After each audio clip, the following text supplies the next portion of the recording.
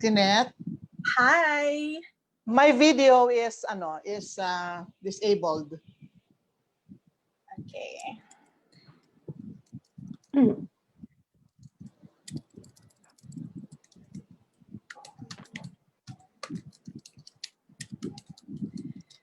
Right, so it's 8 o'clock. Good evening, ladies and gentlemen. Welcome to Solo Yet So Loved. So tonight, I have a very, very good co-host, but she's still preparing something very special for you. So at this point, I would just like to thank everybody for joining us tonight. I'm very excited because we have very special guests to share their successes and their struggles and victories as solo moms. So I'd like to greet everybody, well, not everybody, but all moms, a happy Mother's Day in advance because it's Mother's Day on Sunday. Um, yeah, so I guess I'd like to introduce myself. I'm Tinette Cortez, and a lot of the viewers that we have at the moment are my friends, but I believe that some of you have shared with your friends this episode tonight. So thank you very much to everybody who shared with their solo mom friends. And tonight we're going to have some interesting topics. But before we do that, before I share with you these topics, I'd like to briefly introduce the panel. Wow, the panel.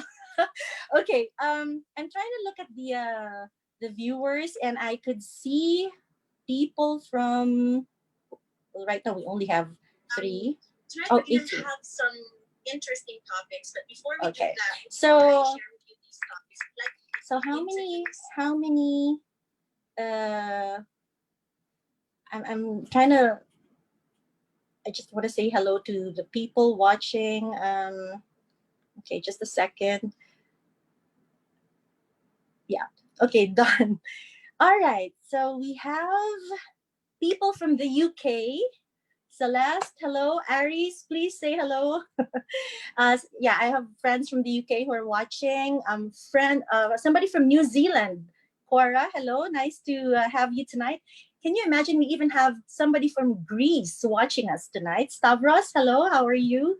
And we've got friends from the Philippines as well, Arnel and Reg and Ariel Bantugan. So we promised that we are gonna start at 8 o'clock, and tonight we have some interesting topics. So we're gonna show you the summary, Miss Donna. If you can just share the second slide there, because I wanted to show everybody. Oh well, I'll reintroduce myself. So my name is Tinette, and my daughter Pi will be joining me tonight as we ask questions. Interesting questions from the audience. And the next slide will show you some of our pictures together as a mother and daughter. So the one in the middle is actually my favorite. This was taken in Boracay. And, it was one of the, I think, frame-worthy shots that we had together. The one on the upper left was taken in Norway when we had that interesting trip last year. The one at the bottom, of course, was taken here in the Philippines. The one at the bottom right was taken in the UK, and the one on top, you guessed it right. It was taken in Cubao. No, I'm just kidding. It's taken in, of course, in Paris. Okay, of course. Just to give you a little background about our relationship, we're almost like sisters. We do fight a lot, yes, but we do love each other so much, and that we never forget that. Okay, so what are our what's the next slide? Okay, so what are the topics for tonight, Miss Donna? Okay, for the solo moms, we're going to be tackling some interesting topics, and the first one would be about self-love. As a mom or as a solo mom, sometimes we have this tendency to forget about ourselves. We get burned out, we get stressed out, and we forget to take care of ourselves. So tonight, our super moms in the show are going to give us some really great tips on how we can take care of ourselves. Number two, we'll be talking about parenting styles as well as their relationship with their kids, or how you can actually improve your relationship with your kids as a solo mom. The third one would be career and business. And the fourth would be, of course, the most interesting part would be dating and love life. So if you guys are interested to get the tips of our guests, then please stay tuned, and we're gonna have a lot of interesting discussions. If you have questions, please feel free to type in the comment section. All right. So let's now start with the first super mom I'm going to be introducing. By the way, all super moms are my good friends.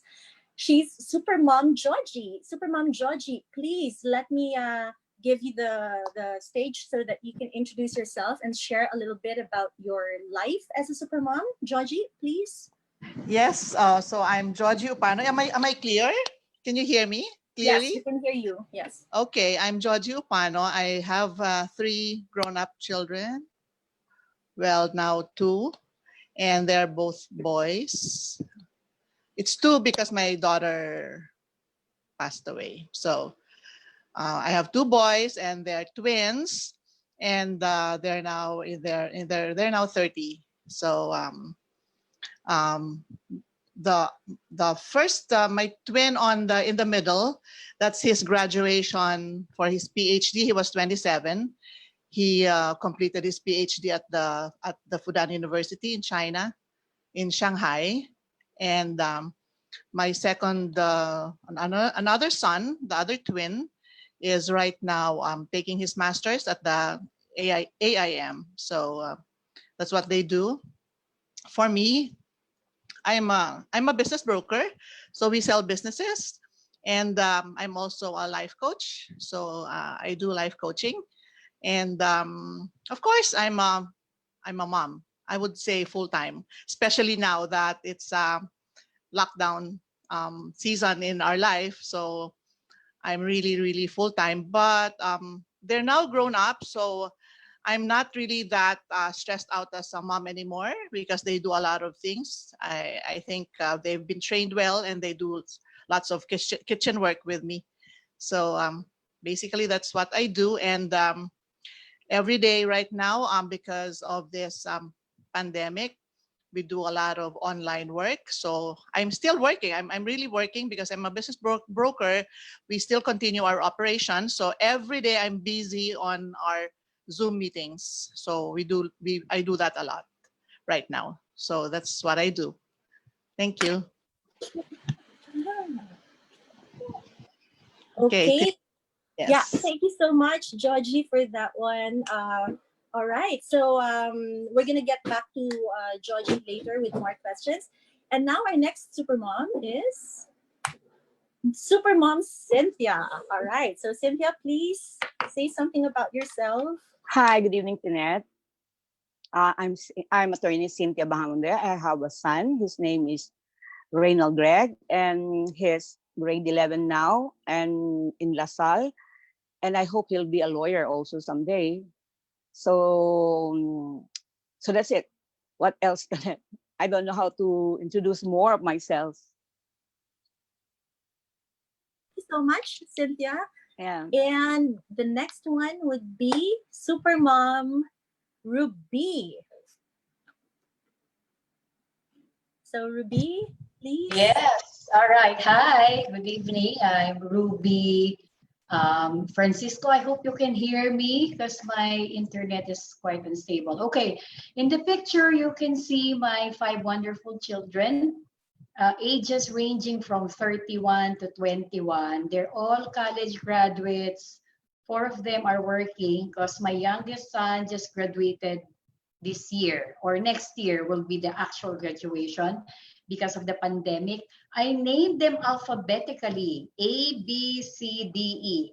So it's Andrew, Bianca, Carla, Danielle, and Eduardo. So it's easier, right? So I call them my alphabet kids. And I'm a working mom. I've been a widow for the last 10 years, a happy widow. Well, don't get any ideas. I'm just saying that right now we're in a good place, and I'm happy with the way things are going. So a wonderful good evening to all of you. I'm also a Genos emotional intelligence practitioner. There you go. So that's it for me. Ruby. Thank you so much, Ruby. And the last but not the least, we have Super Mom Carmine. So Carmine, please. Hi, everyone. Good evening. Hello to my friends and to friends of Tinette and the rest of the guests here.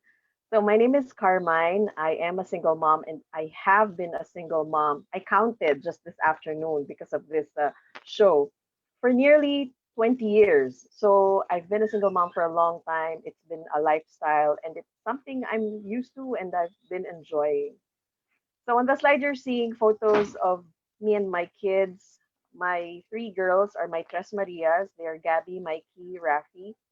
Yeah, boys' nicknames, but yeah, they're named after archangels. So that's my Tres Marias, ages 20 to 23.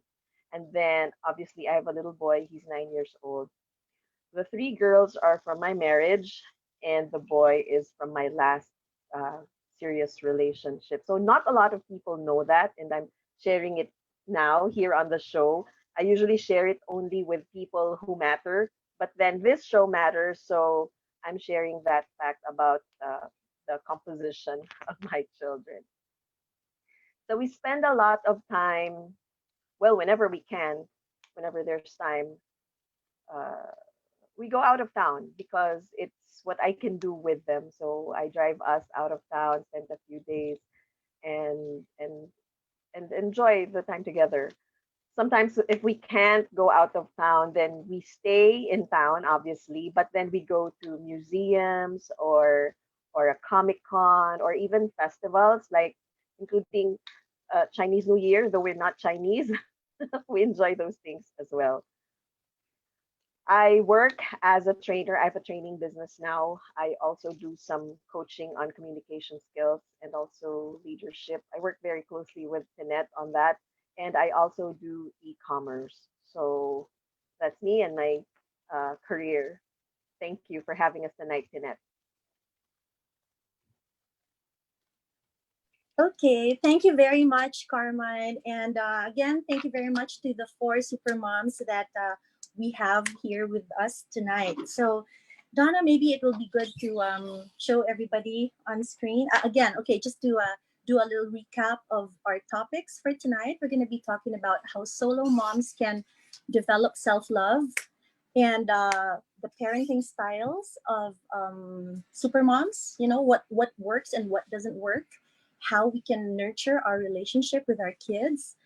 Number three would be about career and business. And of course, number four, which has always been my favorite, dating and love life. So, again, for the viewers, please feel free to ask us questions, type in comments or type in questions because we'd like to be able to share our best practice, our stories, and our tips on how we can help you, enjoy your life as a solo mom. All right, so we're gonna start.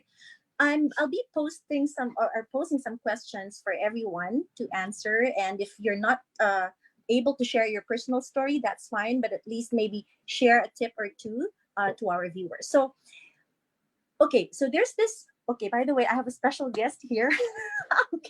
Okay, she's here. She just wanted to say hi because she's co-hosting in a while, but it's always been a struggle for most solo moms to develop self-love. And the reason for this is whatever reason we have for being solo parents, because solo parents or solo moms could either be a single mom all her life, it could be a widow, she could be a grandmother who's looking after her grandchildren with the parents overseas. It could be an aunt who's looking after the niece or the nephew. It could also be somebody like me who was previously married and why am I smiling? We were previously married, but now single officially. Okay, and yeah, so solo moms can also be. There's this group of it's a growing group of solo moms, and these are the married moms who feel like their husbands are not really with them, so they feel lonely, they feel alone. So, given these circumstances, my first message to you, ladies and gentlemen, okay, whether you're a solo mom, in fact, I got messages earlier whether solo dads can also watch. Of course, yes, you may. Even married moms or married dads may join. Sophia was asking me if her friends can join. I said, it's up to you. I mean, this is not limited to just solo moms because I think we will be learning a lot of life lessons from our guests tonight. So, okay, so the first question is, it's like a Miss Universe beauty pageant, right? Okay, what would be the best tip that you can give in terms of looking after yourself? Because there's this, you know, um, idea of a solo mom not doing things for herself anymore because she's either burnt out, she's always giving everything for the kids or to the kids, she's busy working, doing household chores, and the like. So maybe we can start with Georgie. Maybe you'd like to start. What would be your piece of advice when it comes to self love? Well, it's really, yeah, thank you, Tinette. It's really important for us to take care of ourselves. No, I like a lot of mothers would really. Um, we see mothers who are not taking care of themselves much, who kind of neglect their physical looks or their emotional or mental situation. For me, what I do is, well, for one, I really take care of myself in terms of the physical. Of course, I take care of my nutrition.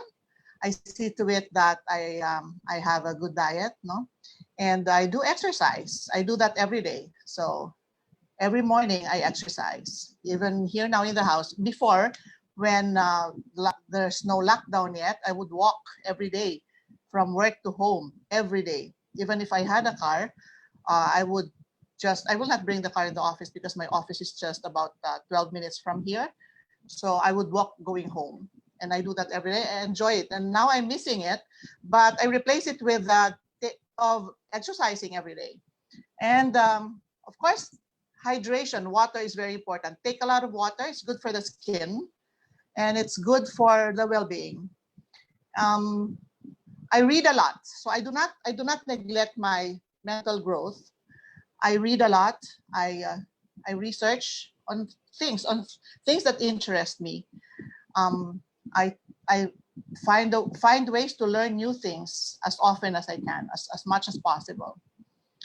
Because even if we age or our children are grown up, we cannot really neglect our growth. We have to continue growing even if our children are grown up, or even if um, we are now kind of, like for me, I'm kind of independent already because my children are working, they're doing their own stuff, and they're helping in the kitchen.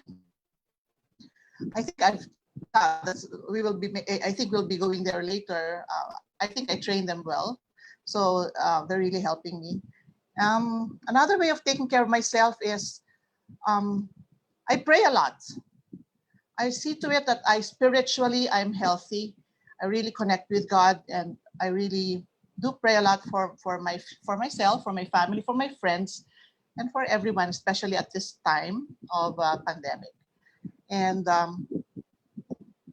I see to it that I'm always busy. I don't watch TV actually, and Netflix every now and then. And but most of my time is spent on work, reading, and of course connecting with my friends. It keeps me emotionally healthy. So that's what I can share. Thank you, Tinette. Fantastic. Thank you so much, Georgie. All right.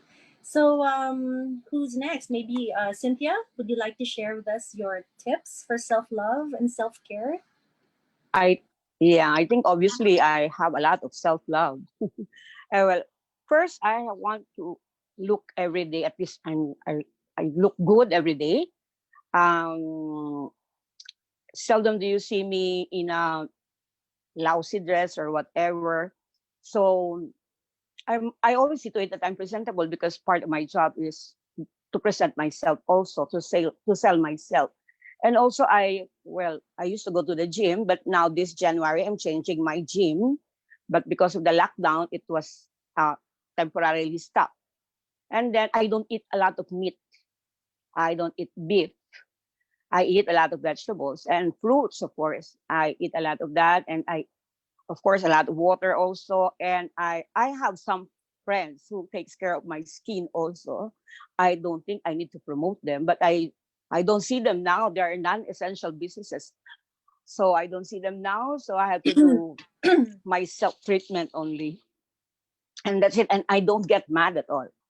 I I seldom get mad. Probably none at all, shouting and everything, getting pissed off. No, I don't lose my temper. Probably in all my life, only once that I remember. But the rest, none that I remember. When I get upset, I just keep quiet, and that's it. And I pray a lot. You know that. I'm happy during Sundays, our worship service and the Holy Mass. So I attend that regularly, and I'm happy when I'm there. And I meet a lot of people there also. There's a lot of good people there, very welcoming, and I enjoy. I think what what they usually tell us, that's the happiest place on earth for me now. What else? Of course, I do the ordinary things that women do, like manicure, pedicure, foot spa, and everything like that, the hair spa and everything. The things that girls enjoy. And one more thing, no, these are the things that I did not enjoy when I was in a relationship, because sometimes you hide, sometimes it's like spending a lot of money for those things that is will only benefit yourself. So we minimize those things. But now I'm enjoying the freedom of having myself at least looking good, rejuvenate your skin and everything. I'm enjoying because I have financial freedom now, and I have the freedom of time to go there. Unlike before, you have to go home, you need to be like this. So now I'm free. I'm free to go anywhere I like, provided my son knows where I am. That's the only thing now, because I don't have parents now, so I don't tell anymore where will I go, who I will be going out with, but only my son. He knows everything about me. And that's it. Sometimes we go to the derma together, we go to the gym together, we do a lot of things together. So, and now I can enjoy now buying my favorite bags, my favorite, of course, my jewelry. Not unlike before, I always refrain myself from indulging into those kind. But then now, I think, of course, with self control, I but I still I'm enjoying buying it now.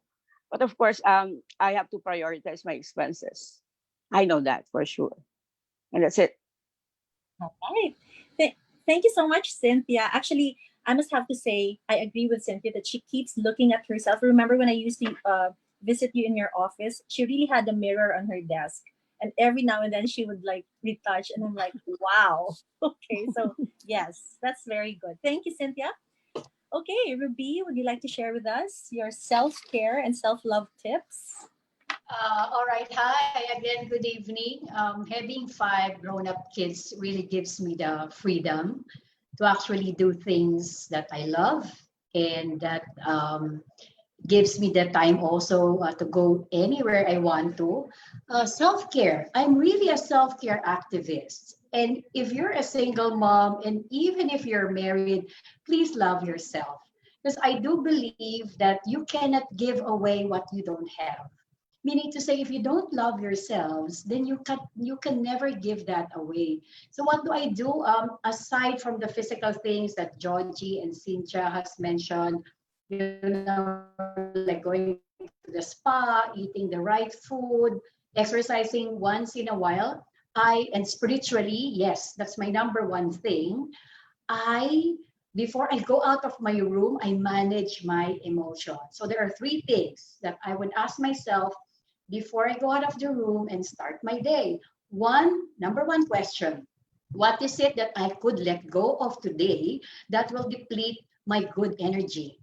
Like if you think that you're going to say something that will cause confusion or conflict, let it go. Let it go. Number two, what am I grateful for today? That really, sort of starts my day kicking.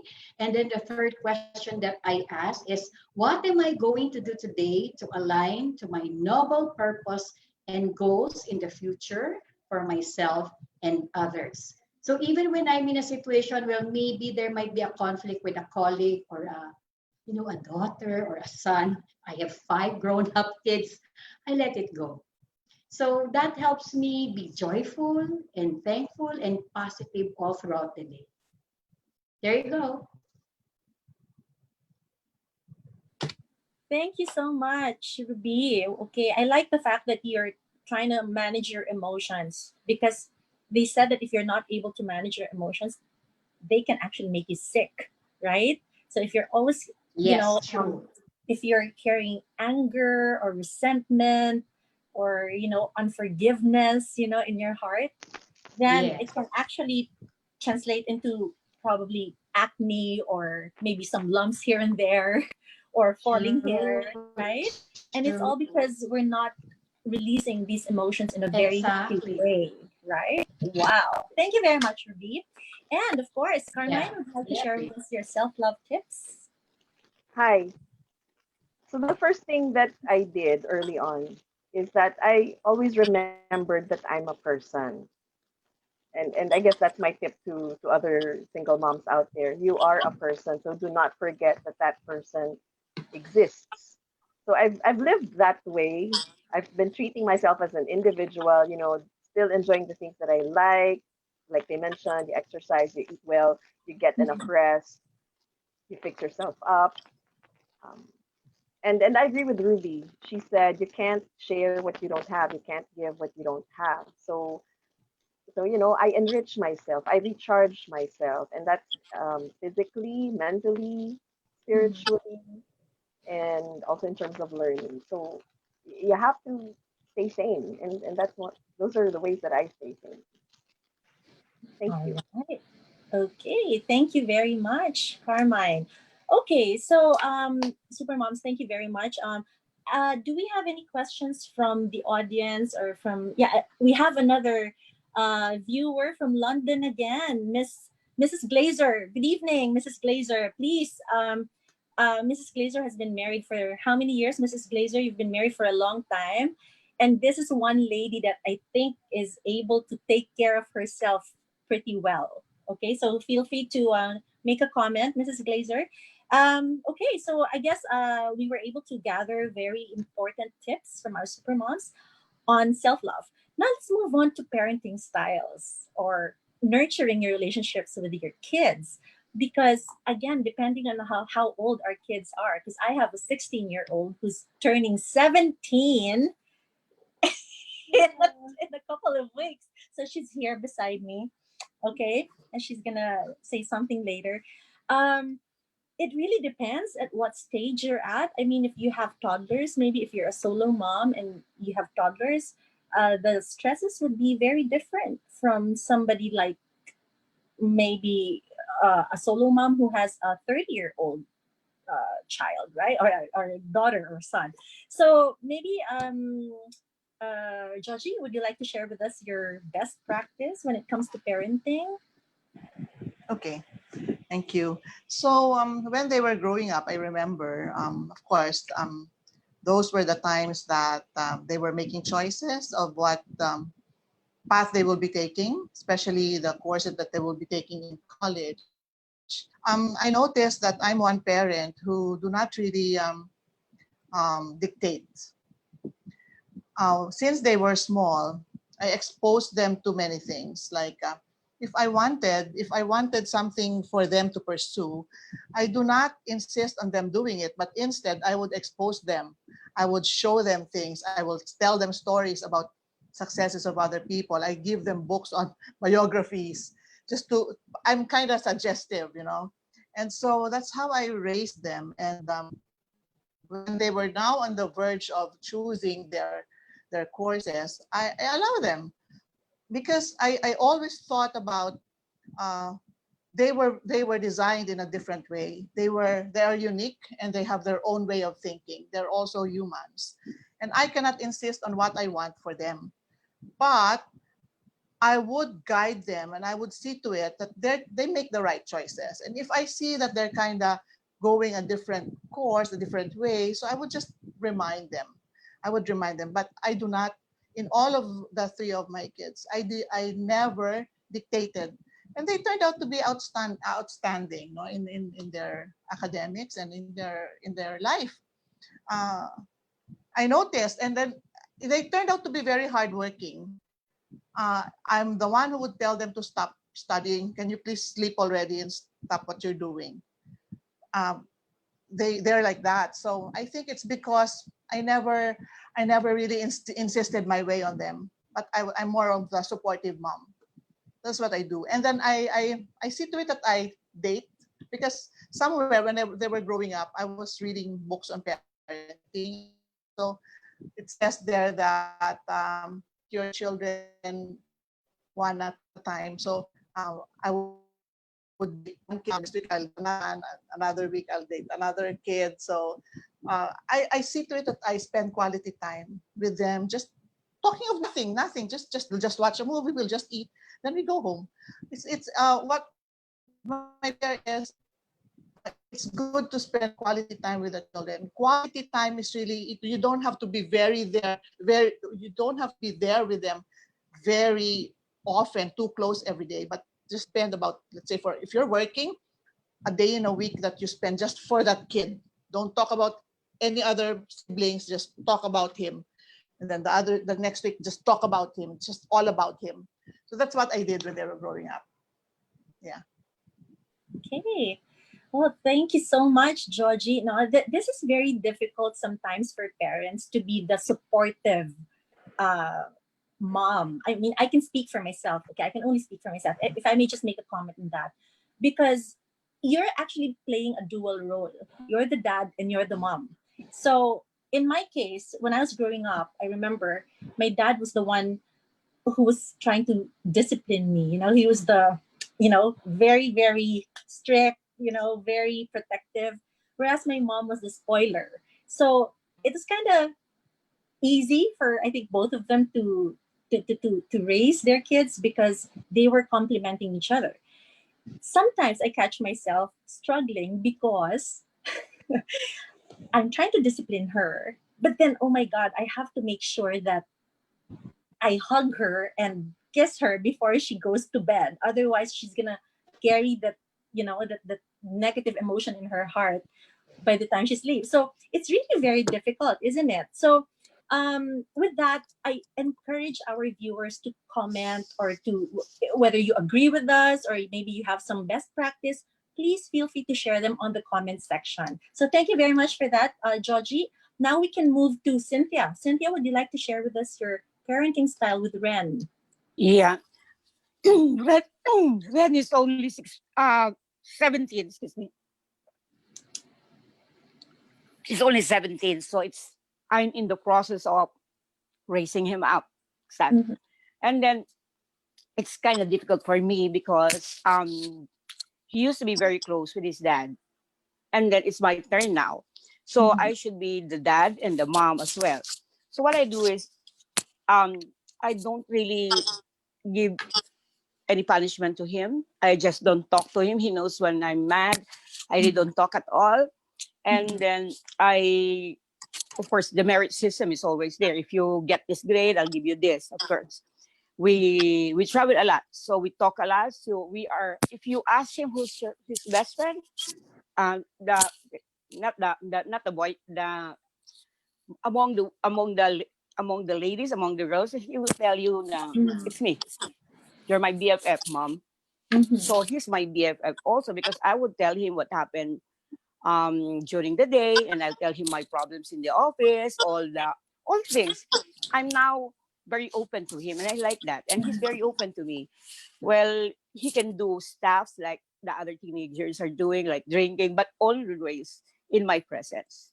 So he would be bringing his friends here in our home, in our house, and I would see them, and I love his friends, and I really love his friends. Now, I think he knows how to choose his friends. So I met some of his girlfriends. No, all of his girlfriends. No, Not really so much involved with them, no, emotionally. So I know the reason why they parted, why they separate ways, why I'm always there. I think one girlfriend even complained that I'm always with them in their dates. Yeah, and she finds that very different, very weird, and she's getting mad because of that. Because I love her. I love daughters. I love girls. I love dressing them up. So I've been giving her whatever she likes or whatever I like to give for that matter. So Ren likes that because, well, she's at least because I like her. But then the problem is the girl, they cannot understand the millennials, of course, they cannot understand that. So I see to it that I know his friends and I know the family of his friends.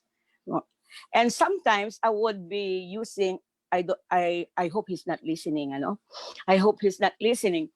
I would be doing selfie of myself, take a picture of myself, and I would send it to him. And I would say, I'm lonely. I'm thinking of you. Where are you now? And then he would also take his own picture, send it to me. I'm in my school, mom. And then I would send another message saying, I'm alone, son. Who are you with? And he would reply, I'm with them. I don't see them. So he would be take the video all of his friends. So that's my style, and I hope he's not listening now. That's the reason. That is the way I can control because I always do it for myself first, as an example for him, that I'm open to him wherever I go, wherever I am at that time.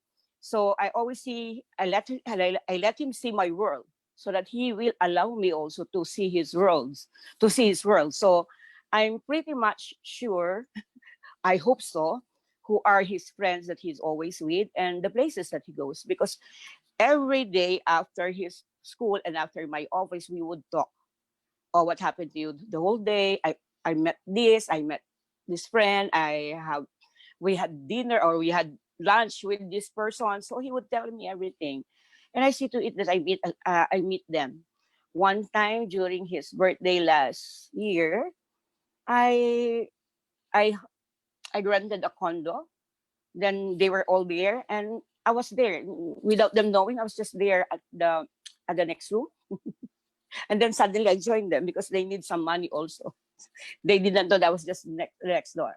So that's it. I'm pretty close to him. Sometimes there are disadvantages also that I too close. Sometimes he forgets that I'm his mom. No, he treats me as his best friend so much. Sometimes I cannot take it, no. But then that's better than hiding things from me. I think so. There's really no book guide to be a good parent. I don't know. It would be, unless if there is a book to guide all parents, especially the single parents, that would be the best selling books, I suppose. But there's none. So it would depend on the personality of your child. It would depend also on the personality of yourself. But the mother should always adjust. But Red knows that I am more than 100% in love with him. And I always tell him, you are my reason to live. And you are my only reason to live. And he would say, Mom, you're so dramatic.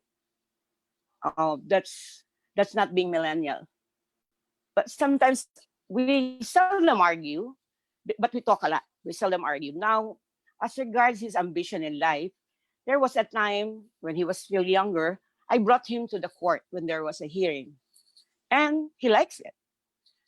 And then I brought him to his ninong, to his godfather, who is a doctor, and let him show an operation, and he didn't like it. So he didn't like to be a doctor. He would always say, I'd like to be a lawyer like you. And I'm happy with that. Sometimes you don't have to force them. Sometimes you just have to expose them. Oh, because there are parents, of course, parents who are lawyers like me would like another lawyer for their family. So you cannot force them, but you can influence them. That's what I did. So now, and I want him to be a preacher also in the feast.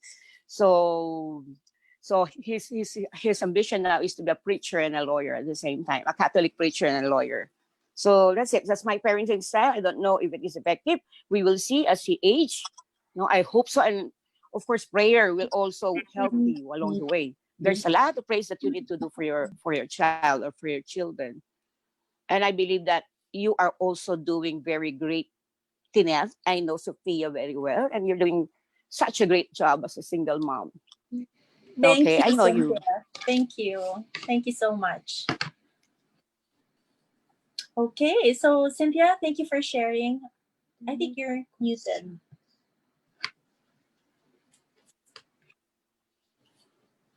Sorry, Cynthia, we can't hear you. Ah, I Okay. think you unmuted me. No, you're unmuted. Yeah. Okay. So, can you hear me now? Yeah. Mhm. Oh, yeah.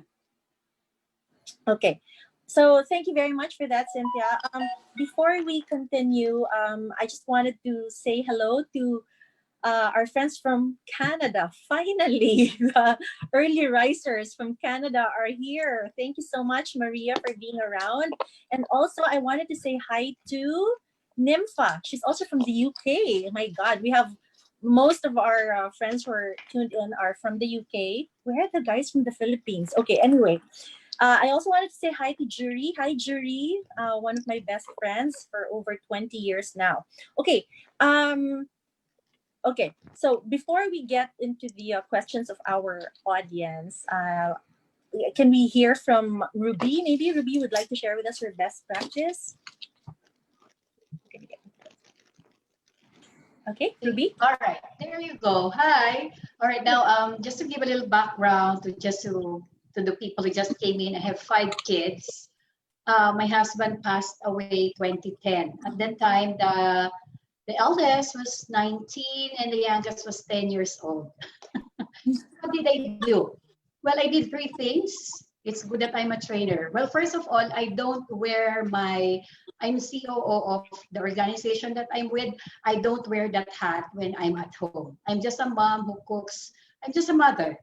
That's the number one thing. Then second, I asked them to come up, that's 2010, with their visual boards. I gave them illustration boards and magazines and scissors, and I told them try to put in that illustration board what you want to do, things you want to accomplish in the next 5 or 10 years. And then I told them they have to present it to the whole family so that they have accountability, the power of the spoken word. Then second, when somebody tells them they're no good, they will not amount to anything, I tell them that's their story. You create your own story, and that story is going to be really good. If you hear them and you believe in them, then you're creating their own story. But I believe in you. You are a good person. You're going to do well, and your story is going to be great. Now that they're adults, they're all financially stable. They pay for everything in the house. Yes! Wow. And How that's I true. wish. Yes, Yeah, they when are you gonna even start paid working? for my trip to Europe. So they gave me a trip to Europe. Yes, I'm so thankful. They're all financially stable. I don't, I just share a little bit in the house. I treat them like adults because they are acting like adults. So in that way, they know that I have respect. I validate their emotions, and I keep quiet most of the time. I think that's the secret. All So right. that's it. I feel like I'm attending an emotional intelligence workshop right now. So fantastic. Thank you so much, Ruby. Okay, so now we're gonna hear from Carmine. Hi. Hi. Yeah, before I answer the question, I want to say good morning to Canada and the Yes. UK. I also would like to encourage everyone to share the video because so many moms, single moms, will benefit from it, Yeah. even single dads, or even, those who are not single parents. So please share. All right. So I don't really know how to describe my parenting style. Of course, I use my own words. I don't know the technical terms for these. The first that comes to mind is I'm definitely not helicopter because that would be so stressful, too stressful. Like I'm so busy with work and business, so why would I spend, you know, uh, energy on being helicopter? Besides, I think that's a disservice to the children. My daughters say that no, I actually say I'm tough. I'm tough on my children, especially my daughters. Maybe it's because I'm a woman and they're going to be women, so I'm especially tough on them. Of course, they complain that my favorite is the boy, which I'm also not afraid to admit. He's their favorite as well. Sometimes my daughters call me momster. But I'm tough on them. Yeah, momster. I'm tough on them because I like I have high expectations and I'd like for them to learn fast, Mm-hmm. to learn how it is out there, how life happens. So in in other words, I guess I am a leader to my children because there's no other way about that. Um, I am a leader. I am an example, and so they just follow. I think I've mentioned this in another discussion before with you, Tinette. I think no, maybe not. I liken myself to like a mother hen, and when you see a mother hen with her chicks, the mother hen walks ahead of the chicks. She does not hover over them or she doesn't walk after them. She just leads. So I guess that's how I see myself as a mother. I'm a leader of my family. Mm-hmm. My daughters say I'm not strict. I am tough, but I'm not strict. They say I am lenient. I suppose they compare me with their Mm-hmm. Yeah. friends' moms. Ultimately, I just focus on, and I don't think about this every day, but I go by what would be best for them so they know better, so that when I'm gone, they can be ready for that situation. Thank you. Thank you so much, Carmine. All right. So we have a couple of questions here from the viewers. That's why I need your phone. All right. So we have one. Well, first we have a comment from Cordova Dial. What a wonderful mom, Ma'am Cynthia. Such a loving mommy. Yeah, I think because you're very cool with your son's friends. So we have a question here from Arnel Morales. Of course, everybody knows him from Consult Asia in Santa Rosa, Laguna. How do you balance being a disciplinarian and being a suggestive parent? Does anybody want to answer this one? How do you put the balance? I think Arnel, I mentioned that in my that I'm also struggling with that. I mean, I must admit, I'm struggling with that. So, ladies, would you like to share? How do you balance? Anybody?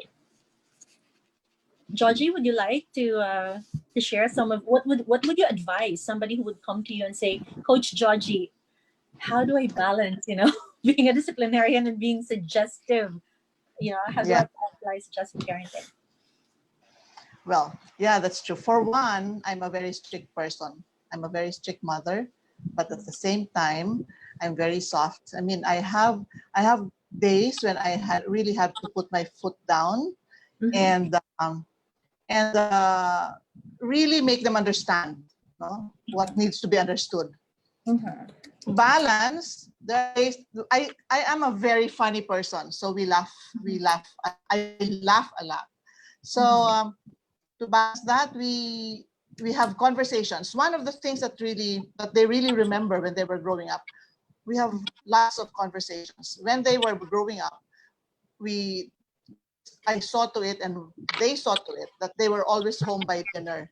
And it only stopped when they started working already. But when we had to be home, they had to be home by dinner. And dinner time was a very important time for us because that's where the conversation happens. All Mm-hmm. of my kids are debaters. So Oh, you can wow. imagine how rich the conversations are about just about any topic, about Mm-hmm. politics. All, yeah, they do worlds competition and all like that. So to balance that, we have the date that I was telling you. I Mm-hmm. have dates with them, and it's just a free flowing thing. No movies with them, or having something like ice cream with them. Us. Mm-hmm. So that's the way to balance. Is to show them that I'm not all that very strict mom. So Oh, cool mom. Yeah, that's how I balance. okay. Right. Spending Thank time. you. I Thank have you, an Georgie. answer. Okay, go ahead, Carmine. All right. Well, how I manage the discipline is I do not give empty threats. So whatever threats I give, I make sure it's something I can carry out. So Wow, that way, that that, part is taken like that. care of, right? Mm-hmm. If Mm-hmm. I want to to make them feel fearful, then it should work, right? It can't be lame. That's one. And then when I get angry, of course we all get angry. I do get angry and I'm upset about something that they did, something that about they said. I express it, I show it to them, but then after that's done, it's over. And I don't take it personally. I just respond to the situation Mm-hmm. and then it's over in the next moment. All right. Thank you very much, Carmen. I like what you said that if you're gonna threaten them, make sure you're gonna do it, right? Otherwise, it's like you're the Correct. mom who cried wolf. No. I guess my piece of advice to Arnell would be very simple. Although I admit I still struggle because I tend to be the nurturer more than the disciplinarian. But if we want to be a little bit technical about it, it's the balance between structure and nurture. You know, if we have a structure in place, we have your rules, you have your policies, you have, it's just like an organization. I don't want to sound business like here, but it's like in a company you have to have your manual, your employee handbook. So in our family we don't really have a family handbook, but Sophia knows exactly what's good and what's bad, you know, ever since she was a kid. She was very young, you know. And when you put the structure in place, just make sure that you know when to reward them and start nurturing them. You know, if they do something that's according to your structure or your policies, then you start to nurture them, start to to reward them, you know. It's also a balance between being strong and being sensitive, because sometimes, you know, when you're too strong or too strict but you're not giving enough uh how do I say empathy, you know, let's say empathy is so important. When we're strict but we're kind, I think the kids are able to, you know, to understand that even if mom does not want me to do this, that's because she cares about me. That's because I might, you know, like for example, I gave this as an example in my last live. Whenever she wants to eat unhealthy food, you know, it breaks my heart to see her disappointed, but I have to think that it's really not good for her. So sorry. So it's really just balancing. So Arnell, you're an engineer. I would suggest you come up with an x-axis and a y-axis and put there sensitive, strong, structure, nurture, and then put some dots, and maybe you can find the balance if you want to be a little bit technical about it. There's also hello, Sally, again from the UK, from Swindon. Hello, Sally. Thank you so much for watching. We have a question from Edmonton, Alberta, in Canada. How do you ensure you take care of yourself too? Well, we actually discussed this earlier in the live session, but I guess just make time for yourself. Just do the things that you love. Learn when to say no, and when, you know, it's okay to say no. And it's also okay to tell your kids that you're not okay that day, so maybe they can be a little bit more patient with you and not to push you too much to your limits. You know, sometimes when Sophia and I are starting to argue and I know I'm going to be at my wits end, I always tell her, Pi, please, just please, you know. and then and then she stops. But there are times when she doesn't stop, and that's where I snap. Okay, so it's not good. All right. So okay, I think we have another question here. Oh, Ruby, this is a question for you from Dea. How do you maintain your youthful look? Because I think Oh, wow. you shared earlier that All you already right. have five children in their 30s. Okay. Yes. Did you give birth at age 8 or what? So You know, please share your tips. yeah, Okay. sure. Actually, just a side story. Maybe a couple of years ago, my eldest son and I were walking in the beach, and I was in a beach dress, and they thought we were a couple. Oh my God. So my son was, oh. Anyway, how I don't have I have a very simple regimen physically. I love vegetables, I love to eat fruits. Mhm. Uh, regimen, moisturize, put some sunscreen. I use at night. I put baby oil. I take my makeup off, and then I clean my face with an astringent. It's that simple. But most importantly, I take care of what's inside of me, my emotions, Mhm. my mental, my spiritual, and emotional wellness. Because sometimes when I talk to a client, they'll say, "You're a very joyful person and a care activist," as I was saying earlier on. Because at the Yeah. end of the day, no one else will take care of that but yourself. Again, as Tinette was saying, do the things you love, and Exactly. yes, create boundaries. There is only so much you can do. Learn to say no, Mhm. create those boundaries. And Mhm. if I come home and I'm really tired because I do a lot of training, I tell my kids, you know what, you can have dinner. I will be in my room. And I explain to them, I am in my room not because I'm sad or I don't want to be with you. It's just that Mhm. I'm very, very tired. And then we gather together on weekends and we have fun. We joke. I don't mind if I am the bunt of jokes. If they laugh at me, fine. If it makes everyone happy, if I make fun of you, it's fine, right? So there. Oh, my friend Marilyn, hello. There you go. All right. Okay. Thank you so much, Ruby, for that. Okay. We have another question from my friend Lynn Baldwin. What are the specifics that you do to discipline or reprimand your children? Okay, so let's get into the specifics now. What do you do? Especially, let's say, who'd like to start? Maybe we start with Cynthia. Maybe. And he's bothered about it. Um, Sorry. I don't talk to him for some days, for Mm-hmm. a few, and he's bothered about it. Sometimes he would do things that would let me talk. That would he would be forcing me to talk. Sometimes he would joke around. Sometimes he would give me something I like, and because he knows that I was hurt by what Mm-hmm. he did. So he knows how to console me, because I don't really get mad. No, I don't really get mad. I am not very strict, I know, but I tell him what I do not like and what will make me cry. Mm-hmm. So those are the things. And each time, for example, we watch a play or movie, or we went to some other place, I always tell him that you learn from this. No, one time we watched uh, uh, um, a theater play in Resorts World, which is a very popular play among the young people. And then I told him that if you encounter that kind of situation, you don't keep it to yourself, because you cannot outgrow it. So tell it to me. I'm your friend. You told me I'm your best friend. So tell me everything. So Mm-hmm. he can really tell me anything. Sometimes I'm surprised that he can really tell me everything.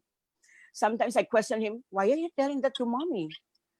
Because that is not a question that you're supposed to tell me, or that is not the Mm-hmm. kind of story that you're supposed to tell me. I'm Yeah. shocked. Not that I'm hurt, but I am shocked. Mm-hmm. No. But he would tell me, you told me that I should tell you everything. Mm-hmm. So yeah, so because and that's the reason why he's very relaxed with me. He knows, Mm-hmm. but he knows when I will be getting hurt. Number Mm-hmm. one is about his grades. No, so I'm Mm-hmm. very particular with grades. The Yeah. way he studies, I'm very particular with that. Well, there was a time in his life when he was still in another school, and Mm-hmm. when he was still in Colegio San Agustin. I Mm-hmm. don't know. He had this moment in his life that he joined all the beauty contests. He's a man, but he won two titles in his school. So I don't really like that, But then I was thinking, I was also like that before, and I won also some titles, but I'm a woman.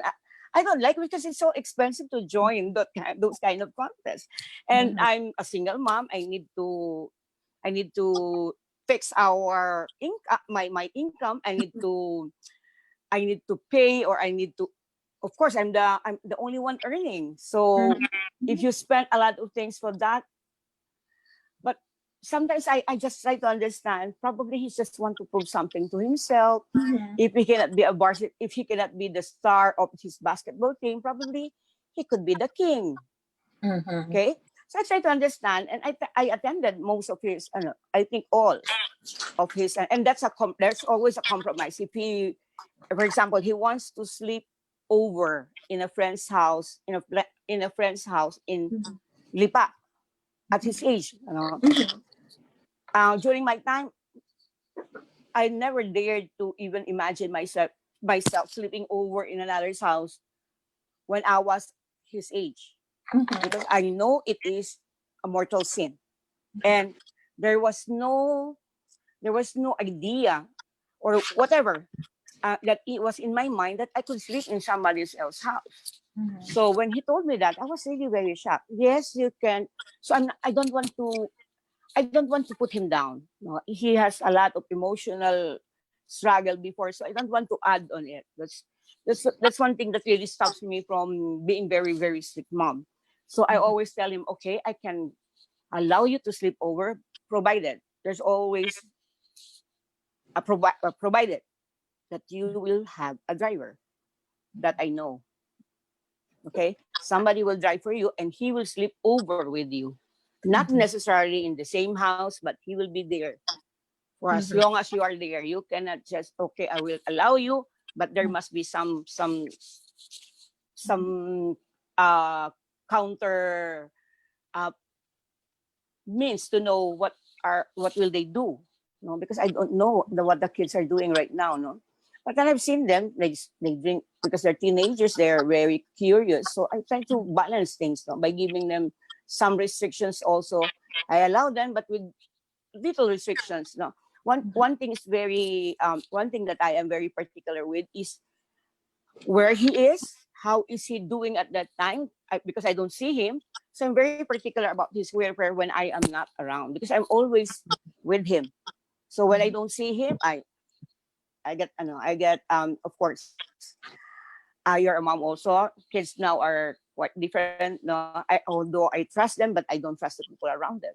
Mhm. So I always say, okay, you can go out, but always with this person, only with those. That's how I do it. I Okay. don't know if that is correct. I hope so. Wow. Okay. Well, thank you so much for sharing, Cynthia. Anyone else would like to add to that question, an answer to that question? Or should we proceed to the next topic, which is now about career and business? Okay. All right. So ladies, what would be your biggest struggle when it comes to your career as a solo mom? Did you ever have because I myself, for me, actually, for what I do, with what I do, I think it's actually an advantage because I travel a lot. So it's easy to just pack up and take Sophia with me, when I travel. So nobody's questioning me, nobody's complaining. Um, and most of, because as you know, just like some of you, I'm also a trainer. I do speaking engagements, and most of the content that I create are values based, and really my inspiration, would be my being a solo mom. Sometimes even if I'm teaching customer service, I cannot help but put in the values and the lessons that I've learned as a solo mom in that program. Or when I'm invited to do a motivational talk or a leadership program, there's always, you know, um, some important lesson that I gathered from being a solo mom. So, how about you? What are the struggles that you encountered? Maybe in a sentence or two. What would be the biggest struggle that you have? Maybe we can start with Georgie. Yes, okay. Mhm. I remember when they were still young. I was still in corporate, and of course, it's a 9 to 5 work. But I was very, very, to me, what's very, very important is for me to be present during the review time, during quarterly exams.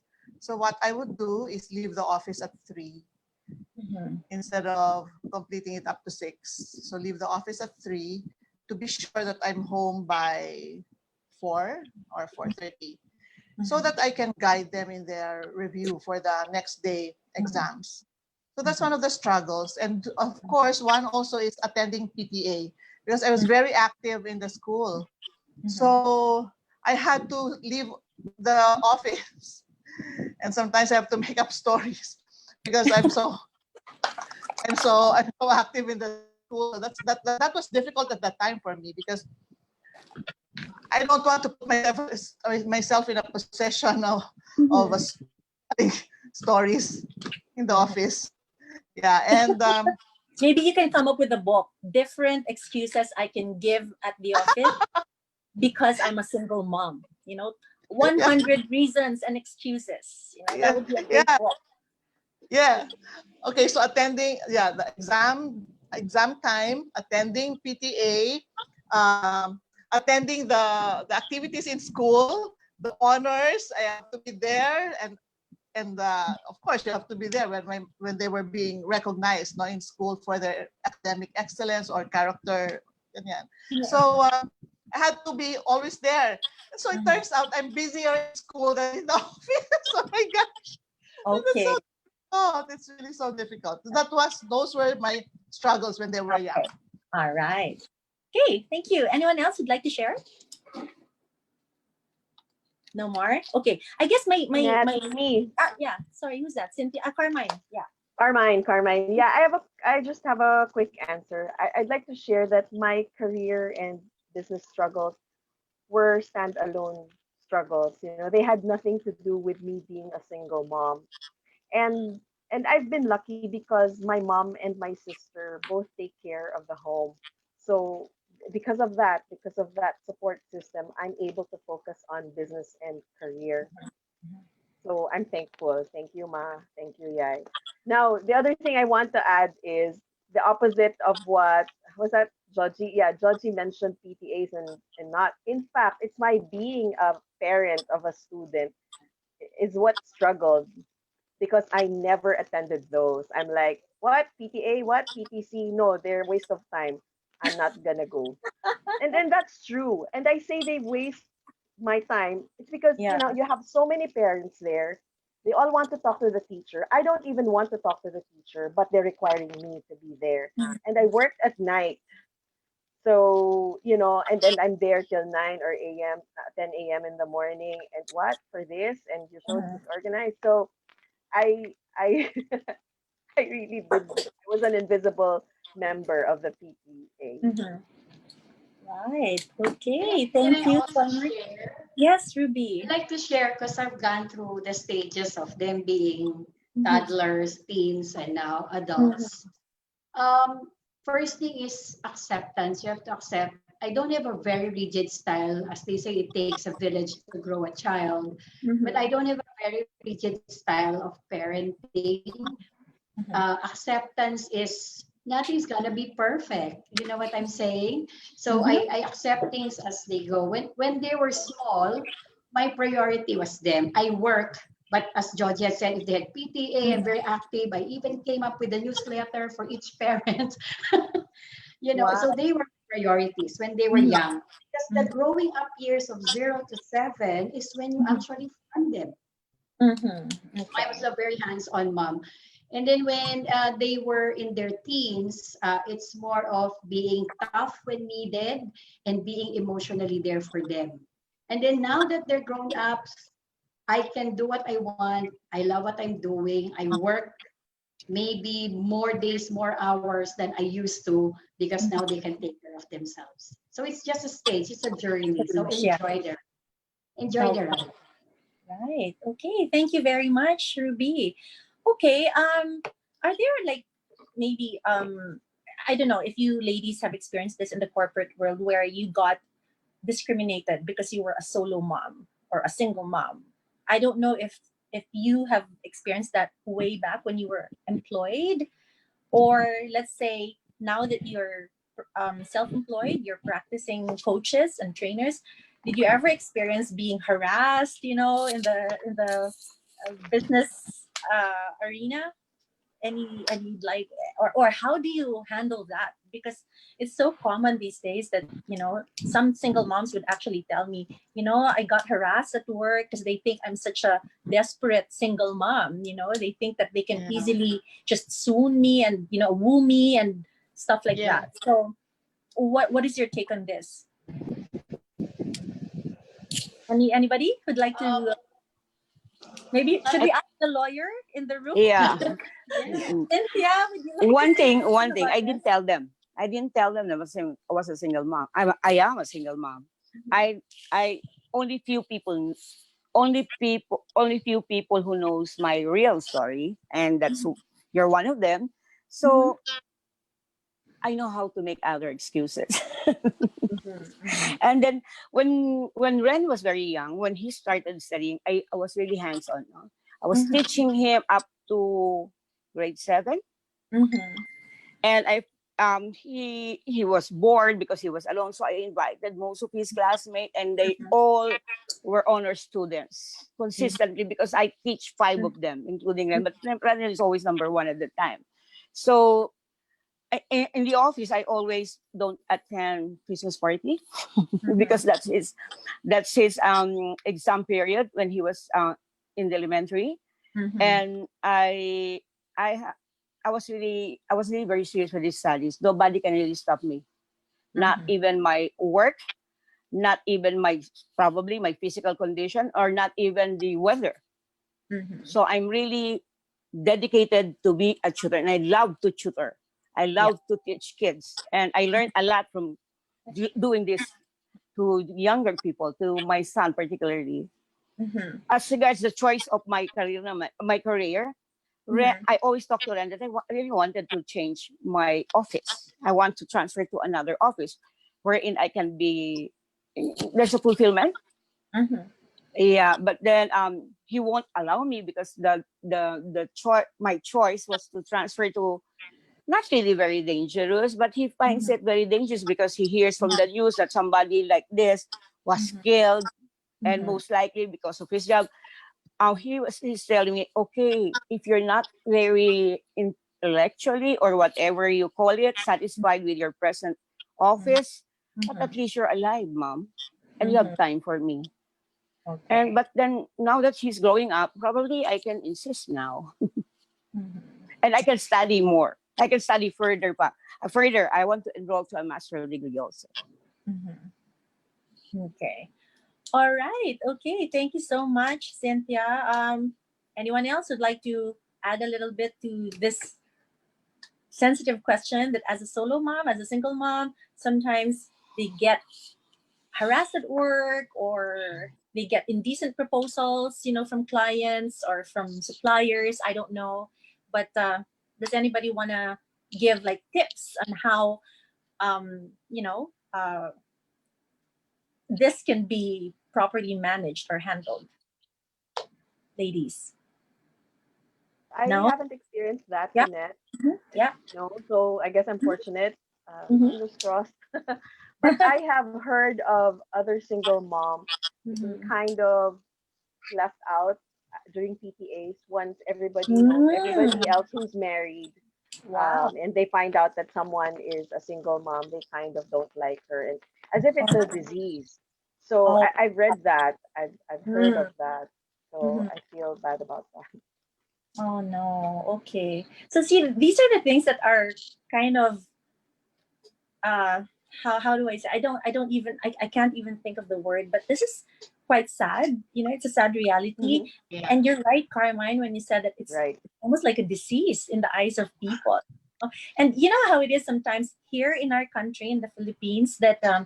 when you're a single mom, immediately, you know, there's this term that they use sometimes, you know, um, that are not very pleasant to the ear. And yes, you're absolutely right that sometimes it's it can be it, and this is what I just want to impart to our viewers who are solo Hmm. moms or single moms, is that it's not a disease. It's not a disease. It could probably be, you're probably you know, again, it was a choice maybe from your end. Maybe it was a bad decision, you know, but that doesn't make you a bad person. You know what I mean? Um, you also have to remember that you're not a victim of society, and when people already start to label you as such, you already know who you shouldn't allow to cross the boundaries of your life. Don't let them in. These are not the Yeah. kind of people that deserve your time and your love and your attention. Okay, so again, this is just because I would I usually meet a lot of, especially the younger ones, in their 20s, and they're single moms. They always come up to me and say, Tanet, what do we do? We feel like outcasts. We're being singled out. We're single moms and we're singled out. And it's like, and this is true because some schools, I think, here in this country do not accept Yeah. children who are kids of single parents. Did you know Yeah. that? It's Yes. terrible. Okay, for me, this is Catholic schools. actually, yeah, and I'm not gonna mention the names of the schools, but I'm happy Assumption is not like that. That's why I love Assumption. They don't discriminate. Sorry, I'm not promoting Assumption, but I'm just saying that I'm happy with Assumption because they never made us solo parents feel that we are outcasts. You know what I mean? So this is just really a sad reality that sometimes we single parents or solo parents have to face. Okay? Yes, So, Ruby. so Mhm. I would like to encourage all women to empower other women in those Mhm. situations. I Yeah. think there's a stigma. There's a stigma to being a Mhm. single mother. And Mhm. one of the things that we Philippine, well, culturally, we are more sympathetic than empathetic. So when Mhm. you say I'm a single mom, I have 5 kids, the first thing they say is, "Oh, what a pity! I feel sorry for you." And I really tell them, "Why are you feeling sorry for me? I'm at Yeah. the best time in my life. I'm Yeah. enjoying my career." So what Mhm. we actually need is empathy, and let us empower other women. There is no stigma to being a single mother. Mhm. Yeah. So that's Thank all I you. have to say. Thank you, Ruby. Yeah, because in the first place, sometimes people, especially the conservative ones, right? They look at you as if, oh, you're right. Oh, poor you. Oh no, life must be so hard. And I'd be like, oh, poor you also. Life must be really. No, I'm just kidding. No, but you know what I mean. It's. You're right. It's almost a stigma that okay, I'm a solo parent, so what's your problem, right? But then again, we're gonna get into that later in the most interesting part of our session tonight. But just before that, I'd like to Lavi Peñaverde is my good friend, and she has a question here. Where is Lavi's question now? Okay, I think we should check it. She has a question for those who have where is it? I couldn't find her question. Okay, my co-host is okay. So her question was, oh, sorry about that. We'll get back. We can't find it now. All right. So okay, let's now proceed to the last topic. Are you ladies ready?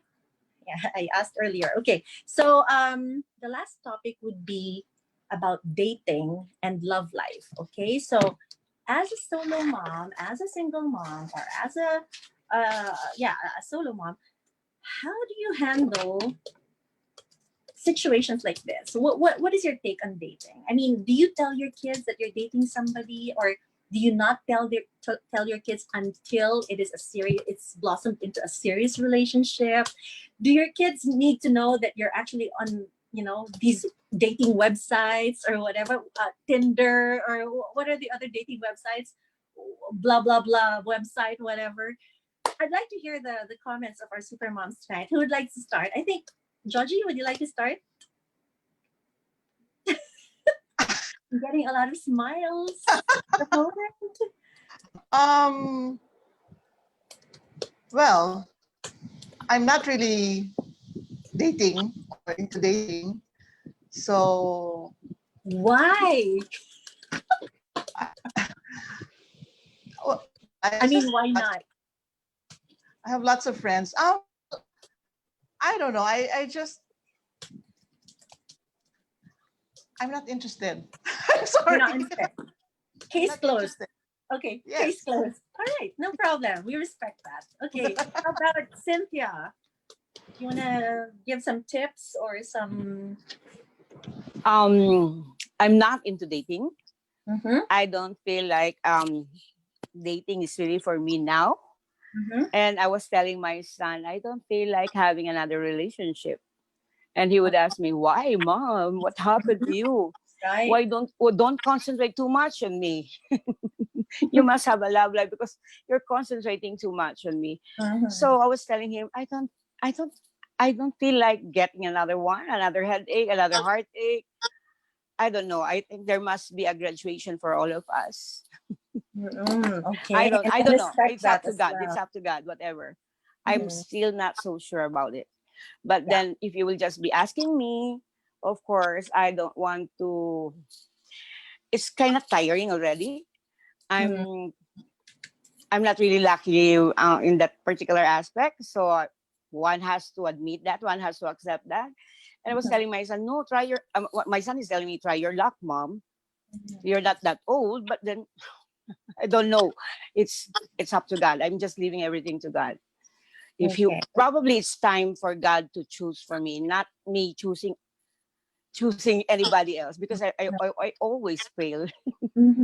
Oh, okay.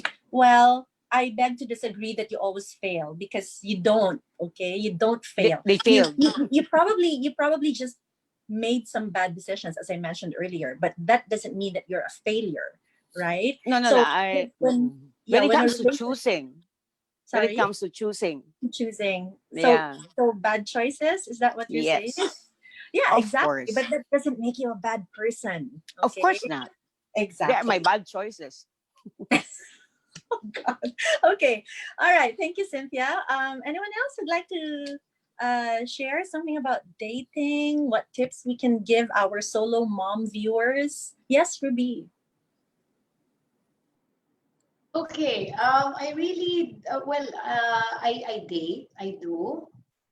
And I think one of the things that we have to stand up for as single moms is that um, some men feel like, hey, you're lucky, I'm still pursuing you. Mm-hmm. Imagine you have 5 kids. You know what Mm-hmm. I'm saying, right?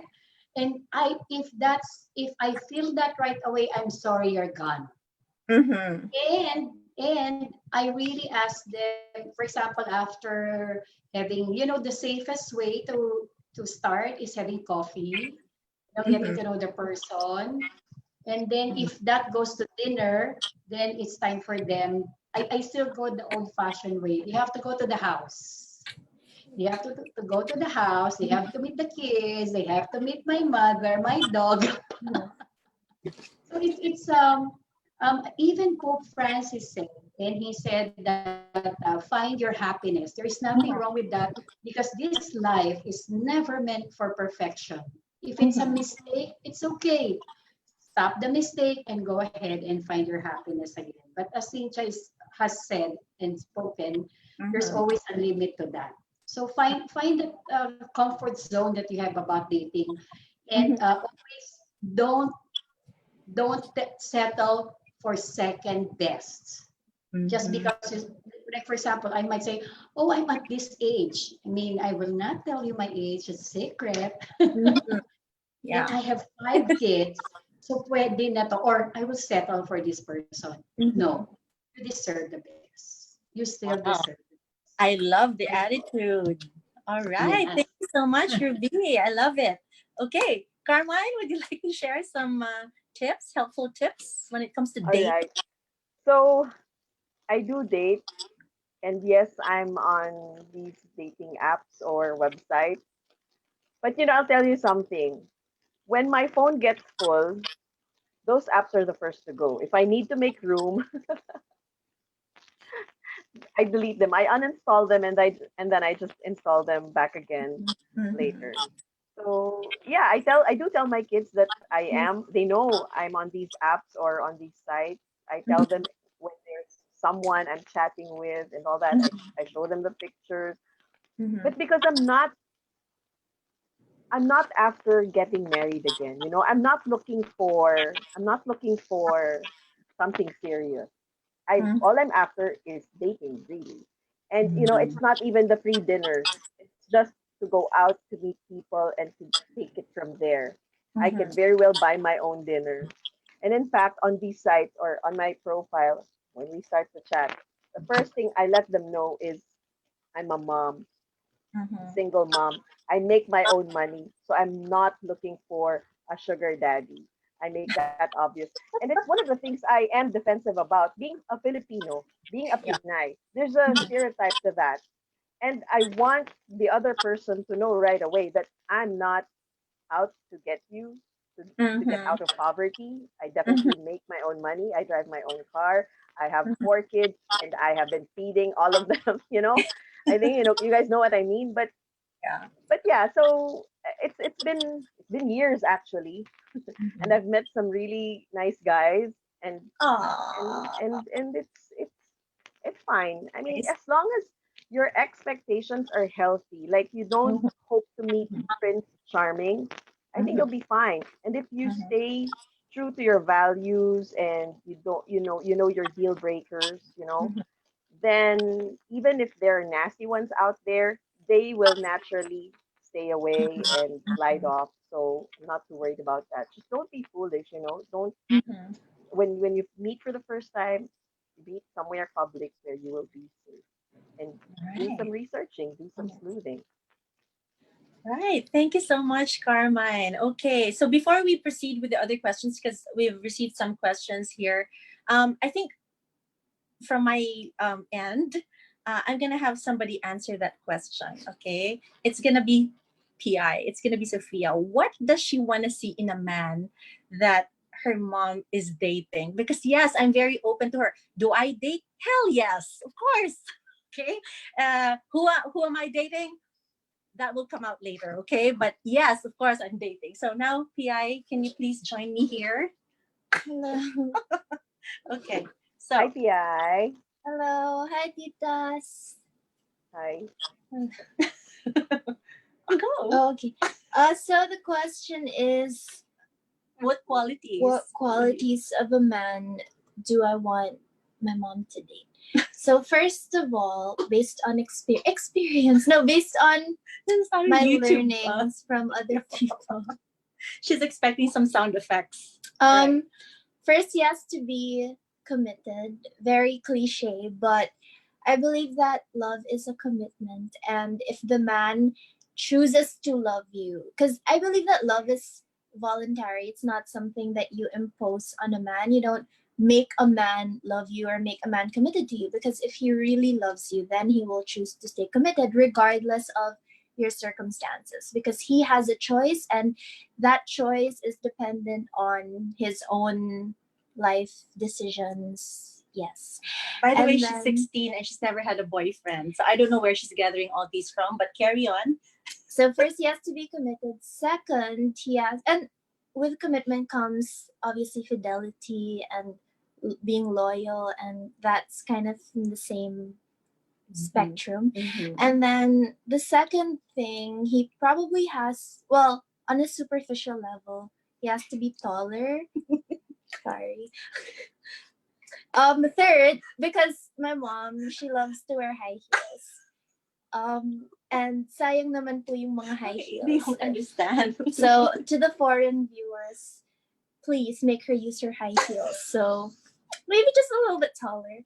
And then quality number 3, he has to be accepting. And when I say accepting, it's a very vague concept. But accepting in terms of the good and the not so good qualities that women have, because sometimes men only like to see the good things, whether it's physical or character wise, but they also have to understand that women are imperfect, and women have their own flaws. Women may fall short, and especially to single moms who have gone through a lot, and so they also have, their own weaknesses, I guess, just like everybody else. And so they have to be accepting towards that, because they can expect women to be strong all the time, because women also, have to go through the river of life. And yes, and maybe the fourth quality, we don't really have super high standards, because we are very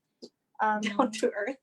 we are very simple, simple people. So Sound effects. maybe the last quality is he has to be God fearing. Mhm. And we're not saying that he has to have these qualities like, oh, you have to be a Catholic and things like that, but he has to know that there is a being higher than himself, because that will make him stay grounded. And if he knows that there is a being higher than himself, and he knows that the center of their relationship is born out of divine orchestration, that oh man, This is like a Miss shy. Universe beauty pageant. If he knows Okay, yeah, go ahead. that a relationship is born out of divine orchestration, and not just because he has the power to dominate over, because single moms do not need men to dominate them, and vice versa, because in a relationship, you know, it has to be a joint bond that is grounded and founded in your faith in God. And I strongly believe in that, because when you know you love God, then you won't do anything that will hurt the other person, and of course hurt yourself. Wow, amazing! Where did you get all of those? We didn't rehearse for that. But yeah, impromptu. Okay, thank you so much. And coming from somebody who's never dated in her whole life, wow, that's something. Thank you, honey. Can you give me a kiss? Give me a kiss. Stop it. Okay, so yeah, there you go. So because Sophia knows every single every single person that comes to my life and tries to, you know, win my heart, and I'm always open to her. I ask her, I show her photos, I show her the text messages. So be careful, guys, what you're sending to your to the ladies, because they might be showing their kids. You know, and I think this is where she gathered her wisdom, you know, when she was able to compare different kinds of personalities, you know. And I think we go for the character more than the personality, because sometimes I find, you know, an introverted guy attractive, and sometimes I also find an extroverted guy attractive. So it really depends on the character. So that's the more important aspect of it. But one big no-no for me is really going out with a married man, because I've had experiences. She's laughing. I've had experience, you know, being wooed by a married man, and this is actually very stressful, because number one, you know that you will never come first. Okay, so again, I'm speaking for myself, because I've had a very rough experience with some married men. When you meet them through business, you meet them through friends, and they start to text you and you know, try to mislead you that there's, you know, their marriage is on the rocks, etc., etc. And sometimes they, you know, they use their kids to reach out to you, or use their kids to reach out to my daughter. I mean, stuff like that, just the total manipulation. So for the viewers, again, why are you laughing? So for the viewers, just you know, stay in control, be in charge of your life, take charge. Don't allow yourself to get into a situation that will hurt you in the long run, or hurt other people. So that's my take on dating. But other than that, if he's single, if he's divorced, if he's a widower, by all means, you know, again, this is my opinion. All right, I'm not saying that it's, you know, I'm the perfect source of wisdom when it comes to this, but I'm just sharing my experience, because it is just so stressful, you know. So yeah, so we have a couple of questions here. Where's the question? Here, we have one from Lavi. Lavi, did we find Lavi's question? Okay. Okay. Where did you save it again? Okay. No, okay. So from Arnell. Sorry, Arnell. I have Lavi's question. Okay, please. Sorry. Okay, what's Lavi's question? Lavi's question Couldn't is, find it.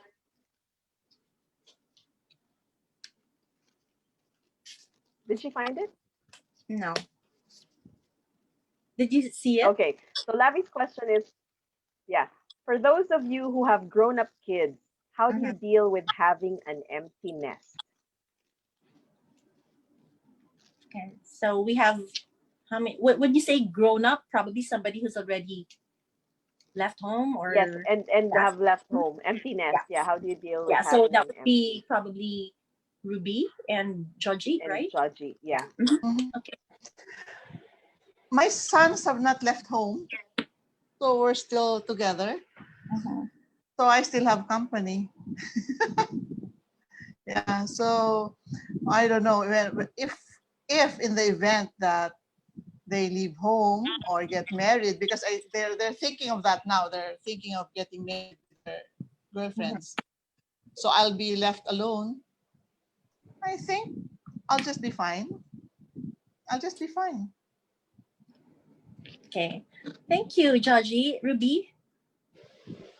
I still have all my kids with me, but Okay. there are days when you feel alone because they're all out or they're with friends.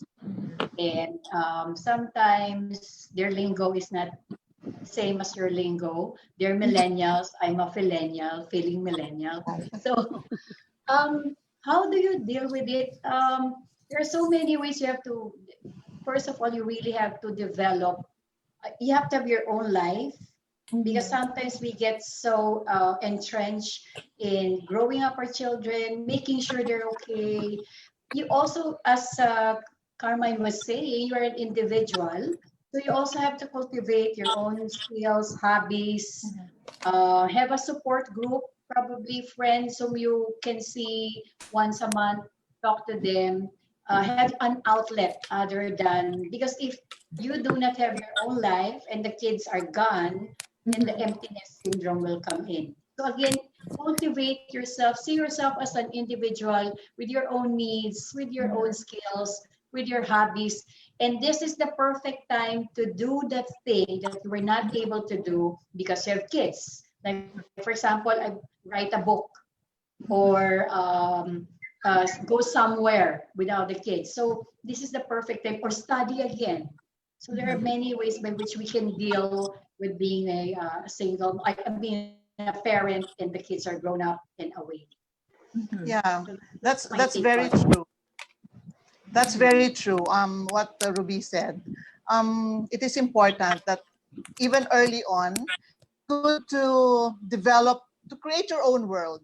Don't be Yeah. too dependent on your children. Don't be too engrossed, too attached, because if Yeah. they leave, it will be too painful. So there has to be this balance of loving them and loving yourself.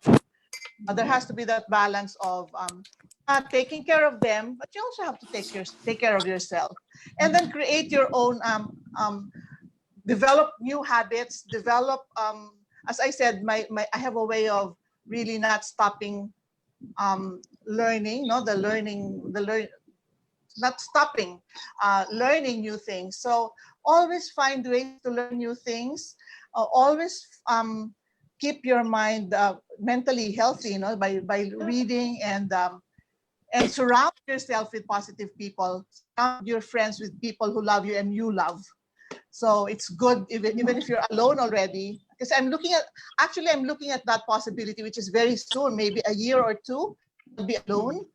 I'm prepared because I have created a life wherein I will still feel very full and not be insecure when I'm alone. So I have developed that kind of attitude already of um, letting go. I'm okay with letting them go because they have to have their life. In fact, I want them to get married already, have their own families, and Same here. I think I'm prepared. Yeah, I think I'm prepared to be on my own and just be happy. And I have friends. I have Ruby. I have Tinette, and I have Yeah. beautiful Yes. friends. And yeah, surrounding yourself with positive people, happy people, and people who will lift up your spirits. So I think that's important. Exactly. Yeah, and also always have happy thoughts. Always be, catch yourself if you're going to the point of getting moody or depressed. I think there has to be that shift right away, and then think of the happy times in your life, and then read, and then watch happy movies. Ganyan. Yeah. There. Okay, thank you so much. All right, wow. We have a very interesting question here from Jam Herrera.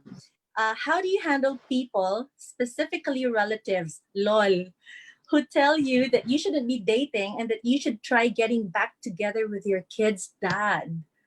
Oh, yeah. Okay. Anybody who wants to? I laugh at I hope them. Sophia's dad is watching. Can you text your dad to I watch? just No, laugh at them. I know. I saw your laughing emoji there. But go ahead, Carmine. No, Thank you but for the your thing is, I question, don't, Jam. I don't, and Jam's my friend. Yeah. I just don't take them seriously. I just look at them like, are you kidding? Like, that's not even a solution. And there's no problem to begin with. So what are you trying to solve? Okay. All right. What about the others? Ruby. Yeah. Yeah, I'd like to, for example, because I'm a widow, but this is what I tell other, single, you choose to be single and not be with your husband because of certain things. And Mm-hmm. I always tell them, just stand in your own truth because you know what you went through. They don't Yeah. know it. And secondly, if Mm-hmm. you just get together just because, okay, society Mm-hmm. dictates you to do that, that becomes your normal, even if the relationship in itself is like abnormal because it's no longer happy. Don't let society dictate you what to do. Go for Mm-hmm. your own integrity, your self-worth, and your happiness. Because as I always say, they don't know what you went through. They don't know the feelings that went through in that relationship. And Mm-hmm. they don't have any right to dictate that. Yeah. That's my take. Thank Go. you, Ruby. I guess what I can say about that is I'm first going to ask them, why do you want me to get back to Sophia's dad? That would be my first question. Where are you coming from? Is it because we look great together that you feel bad that we're no longer together? Is that it? Or are you really um, concerned about my well-being, or are you concerned that the child, like Sophia, this is so common in our society that, oh, you should try to fix your marriage because of the kids. It's always because of the kids. But Ruby is right that you don't know the journey that this person is having in his or in her life, right? So it's not just fair for people to keep giving you some kind of an advice that's not based on anything. So again, I'm gonna ask. I think it's always better to hear it out from the child's perspective because when Pi was very very young, as because my ex husband and I separated in 2004, and Pi was only 1 year old, and our annulment was granted, I think, 2006. And as early as 2004, when she was 1 year old, I was already talking to her, and I was already telling her that you're gonna be growing up with just me, and maybe I'll have you see your dad every now and then. So it's been planted in her head that she's never gonna have both parents in the same home.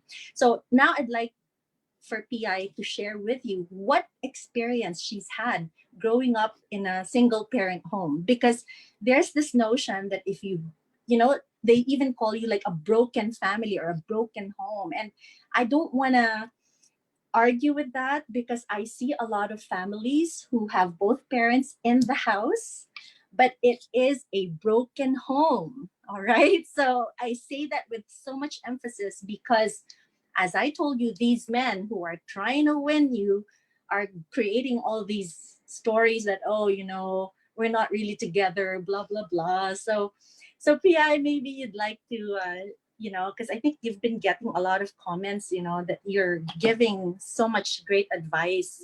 So, what is it like? I mean, do you feel like you're a broken person growing up in a single parent home? Hello, NPI. Okay, so I think this goes for everyone. It's not just for me, but I think how like sometimes there are just things that happen for the better, and I feel like when things happen for the better, it For the best. for the best. Sorry, sorry. When things happen for the best, Mhm. yes, that means that we have to understand the situation in a way that we picture what's not in front of us. So, for example, for me, I grew up with my mom, but I also have a good relationship with my dad. But it doesn't go for everyone. Not all teenagers or not all kids have the exact same situation that we have. But I think it's the most important thing is to just understand why things are the way they are.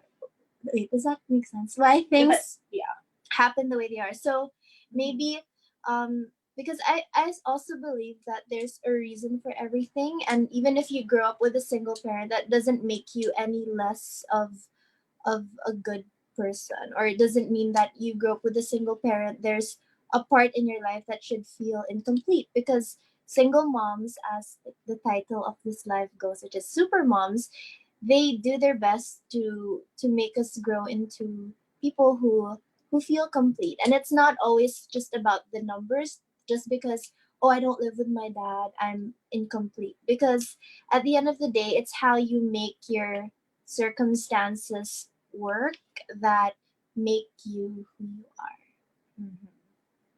Okay.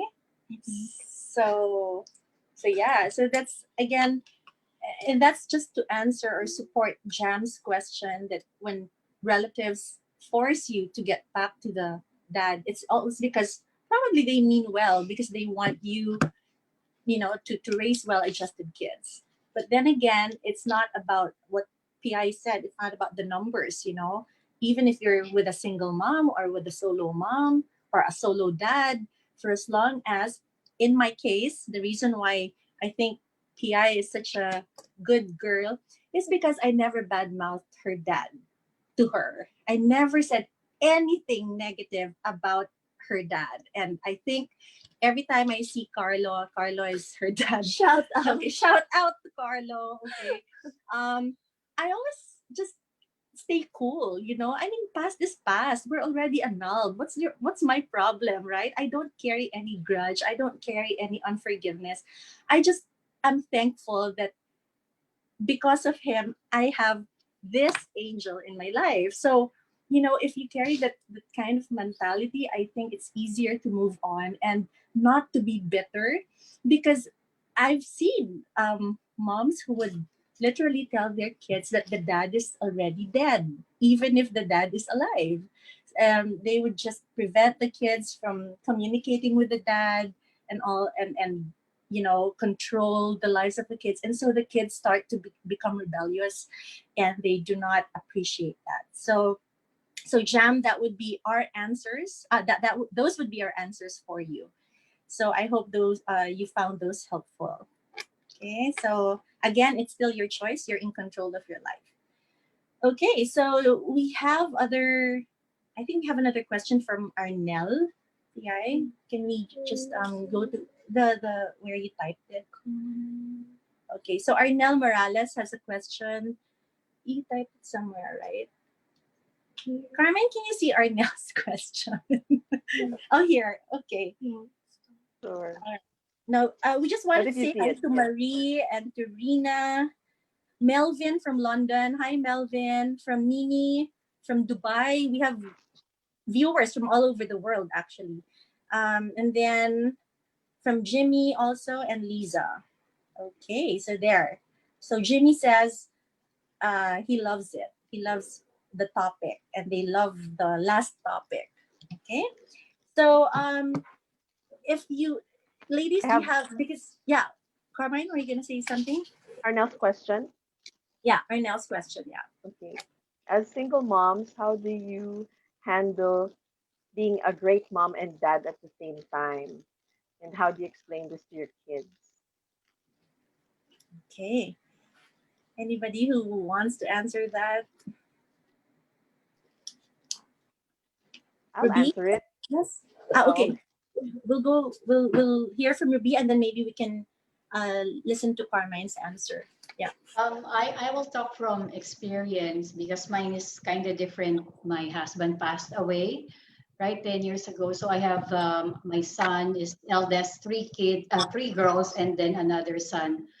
The first thing I really made sure that they understand is nobody has to take over for their dad. Mm-hmm. I am going to be the parent, That's the expectation. And all that I'm expecting from the five is that they study well, they listen to me, they obey, and they make something out of themselves. And most importantly, be kind individuals.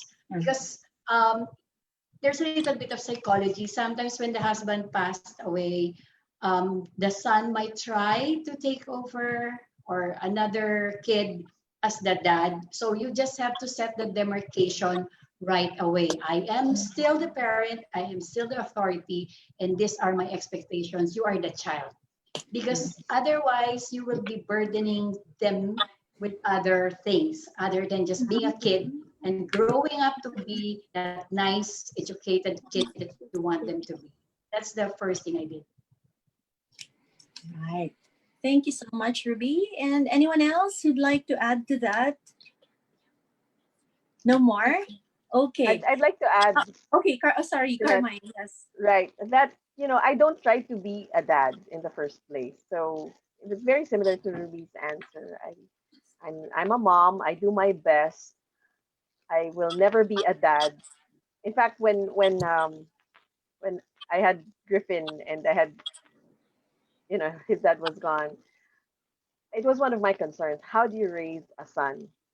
Being a single mom. But it was easy with the girls because I'm a woman. I'm a girl, so I was very confident raising girls. But with a son, I was like, how do I do this? But then, I just kept at it. I never pretended to be a father. I just tried to expose them to father figures, although there's not a lot in my immediate environment. Mhm. Yeah, we just accept it that way. Hi, Arnell. Okay, thank you so much, Carmine. I just wanted to say hello to some of our viewers again. We have one from Lee. Hi, Lee. Tahonera. Gep. Happy Mom's Day to all of us. From Australia, Jingo Thompson. Hello. From Evan from Scotland. Grace from the Philippines.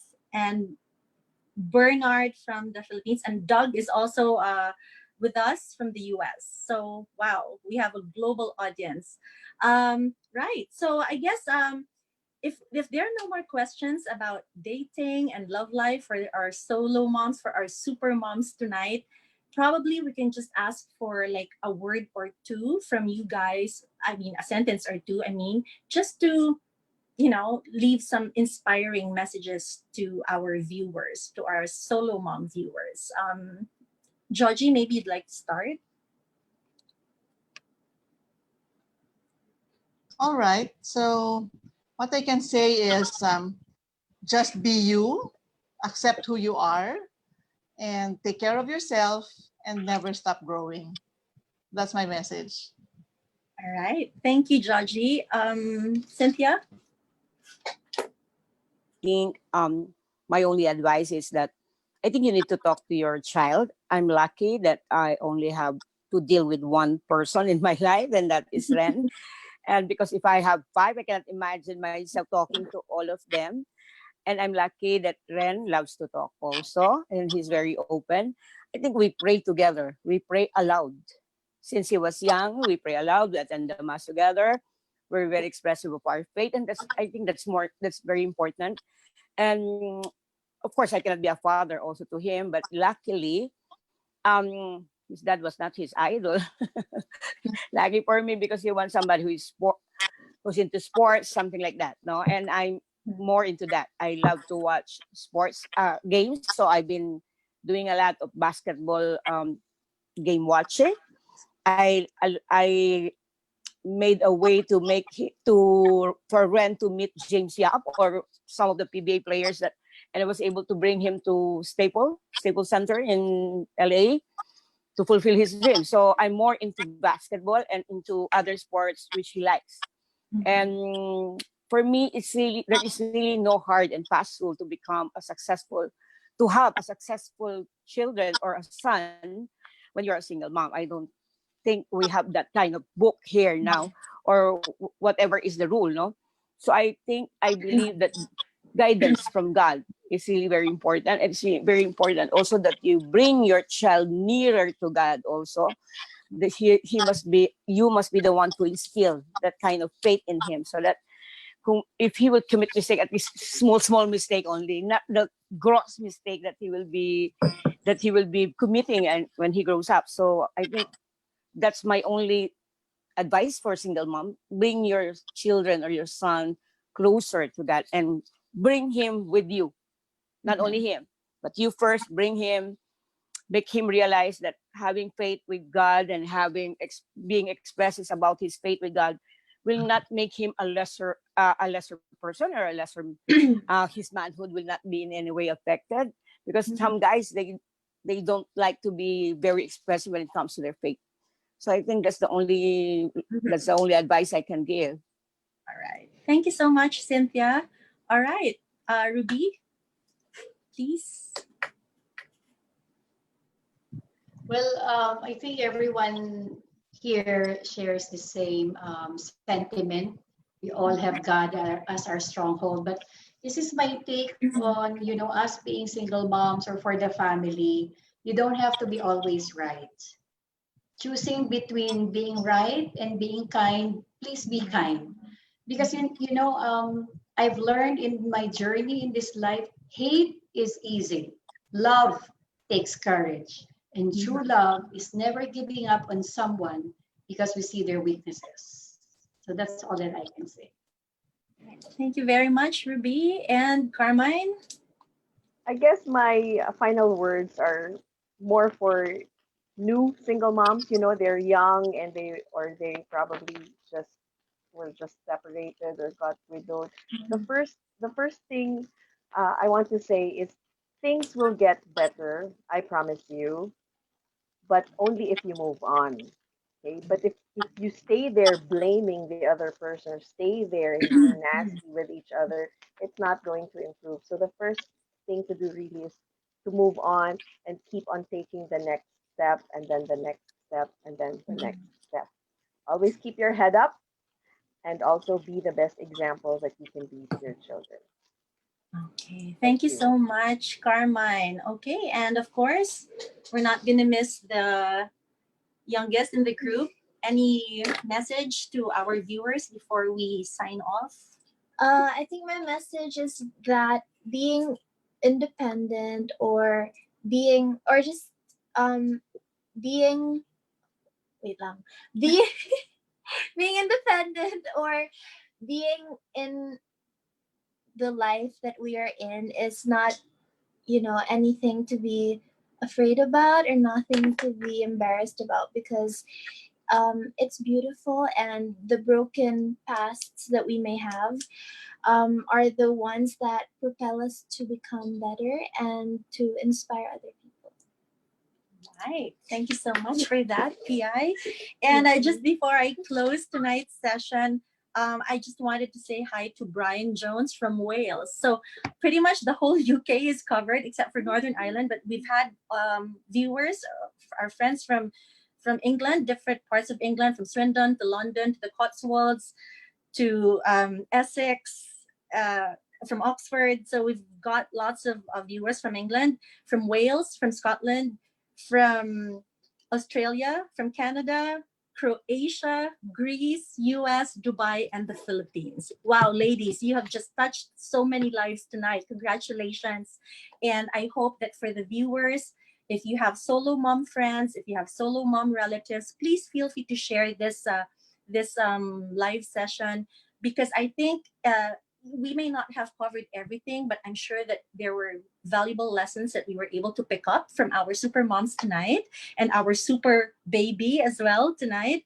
And so I guess I'd like to thank everybody for staying with us until 10 o'clock. It was a 2-hour session. It's amazing, but I think there's going to be a part 2, no? Because I think there are other messages that we've been receiving via PM as well, that they wanted to consult some of the super moms tonight. So with that, Georgie, Ruby, Cynthia, and Carmine, thank you very much for your time and for sharing with us and everyone else. Your stories, your journey, your nuggets of wisdom. are really, really inspiring. So thank you so much, and may you be abundantly blessed Thank you. for being yourselves and your families as well. Thank you to Donna, who has been immensely supportive in this video, because she's our tech expert. And of course, I'd like to say thank you to my lovely Sophia PI for Hello, being with me titas. and for sharing her 16 years of experience when it comes to love life. 17. She doesn't have any, she's never had a boyfriend, but I think she's gathered a lot from what she saw. And please Okay. answer the survey that we have created. It's in the comment section down below. The link is https://tinyurl.com/solo yet so loved. And we would love to hear your feedback. Okay, there you go. Okay, so ladies All and right. gentlemen, thank you so much for tonight. Thank you. For the Philippines, good night. For the UK, have a nice evening. For Canada, have a nice day. Thank you. And everywhere Happy in Mother's the world, Day. everywhere else in the Happy world, Happy thank you Mother's so Day much. to Mom We love and to you you, guys, Jeanette. and happy Mother's Day to all the moms around the world. We love you. Mwah. All right. Bye. Bye bye.